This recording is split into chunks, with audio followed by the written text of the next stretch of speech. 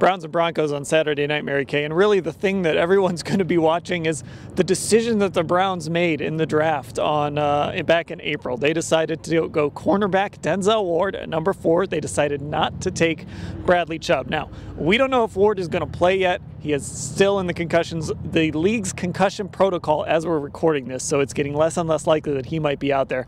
But it was an interesting decision, and it's one we're going to talk about for years.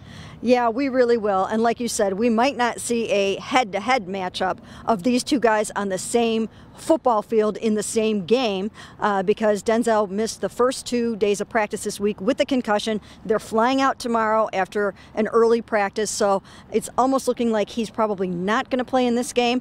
But this is definitely something to look at and to watch.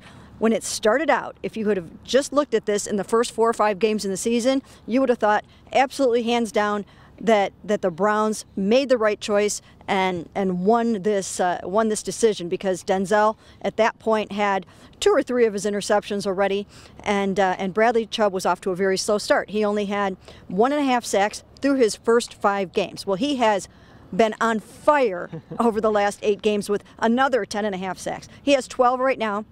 He's on pace to set the rookie record with 15, the record that Miles wanted last year and couldn't get because of the high ankle sprain. So Bradley Chubb pairs really, really well with Von Miller, second in the NFL with 13.5 sacks. If those 2 guys get rolling and use their speed rushing to take over this game, it could be a tough afternoon for the Browns. Now for the Browns, going back to that decision, they looked at it, they decided they needed a cornerback who could develop into a shutdown corner. Denzel Ward is still so young.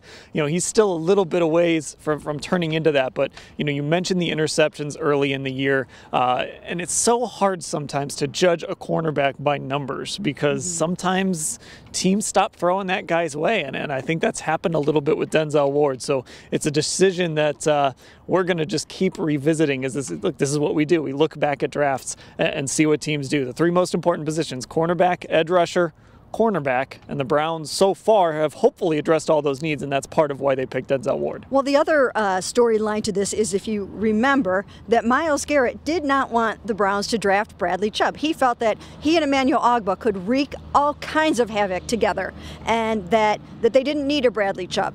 Well, even yesterday, he had to admit that Bradley Chubb and Von Miller working together has been a pretty dynamic duo. But still, he said, I stick to what I said before on that.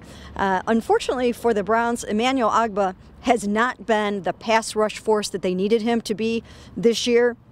He's done some really good things in other ways, but he only has 3 sacks, and I think that's a little bit of a disappointment. I think those 2 guys thought that they could have double digits together, and of course, Myles Garrett has 12.5, and that is tied for 3rd in the NFL. And you've got to expect that this offseason the Browns are going to, either through the draft or through free agency, look to add some help for Myles Garrett to try and get some of those double and triple teams off of him. All right, the Browns are going to be traveling on Thursday to Denver. We're traveling on Friday. We'll have full coverage all at cleveland.com/Browns.